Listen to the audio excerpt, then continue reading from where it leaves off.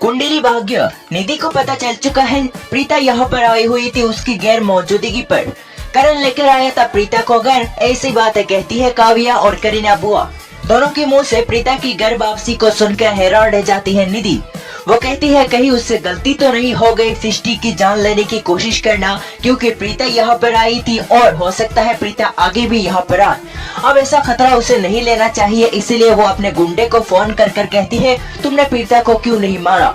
वो लोग कहते हैं हमने उन्हें मारने की कोशिश की, एन मौके पर उन्हें बचाने एक इंसान आया। वो कौन था हमें नहीं पता, उसने उसे बचा लिया और उसे लेकर चला गया।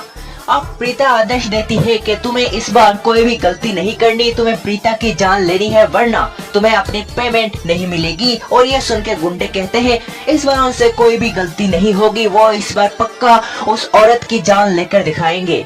तभी यहाँ पर प्रीता आ जाती है घर में, जो कि दिवाली का दिन होता है और यहाँ पर लक्ष्मी पूजा हो रही होती है।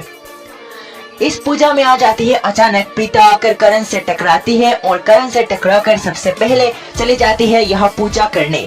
पूजा करके जहाँ पीछे मुड़ती है और निधि को एक जोरदार तमाचा लगाती है और कहती है तुम्हारी हिम्मत कैसे हुई मेरी बहन सृष्टि को मारने की कोशिश करने की।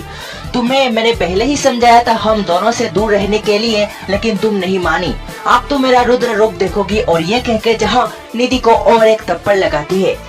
सभी परिवार वाले जहाँ प्रीता को रोकते हैं और कहते हैं कि इतने सालों तक वो कहाँ थी और क्यों वो निधि को थप्पड़ मार रही है। उसके गैर मौजूदगी पर जहाँ निधि ने इतने सालों से घर को संभाला है और साथ ही साथ प्रीता अचानक यहाँ पर कैसे आई, इन सभी सवालों के बीच जहाँ करण आकर जहाँ प्रीता से कहता है प्रीता उस दिन तुम चली क्यों गई। प्रीता कहती है एक मिनट रुक जाइए, मैं आप सभी को नहीं जानती और मैं जानती हूँ तो निधि को। वो निधि जो निधि मेरी बहन सृष्टि को मारना चाहती थी, अब मैं उसे जिंदा नहीं छोड़ूंगी। उसने मेरी बहन को मारने की कोशिश की। तभी करण को लगता है कि प्रीता इस बार भी यहाँ से जा सकती है, इसीलिए उसे रोकने के लिए करण कहता है कि मुझे ही करना होगा कुछ। और यहाँ मंदिर के सामने से कुमकुम उठाता है और लगा देता है यहाँ प्रीता की मांग पर। और प्रीता के पूरे मांग पर जहाँ सिंदूर छिड़कने से प्रीता हो जाती है एक बार फिर करण की। इस सिंदूर से जहाँ प्रीता को याद आएगी शादी की बातें। सीधे जहाँ शादी की मंडप पे बैठी हुई उससे नजर आएगा करण के साथ उसकी शादी और यहीं पर प्रीता हो जाएगी बेहोश। अब बेहोशी का फायदा उठाकर निधि कौन सा कदम उठाएगी और बेहोश होगी लुत्रा हाउस में और उसे लुत्रा हाउस में भी रखा जाएगा।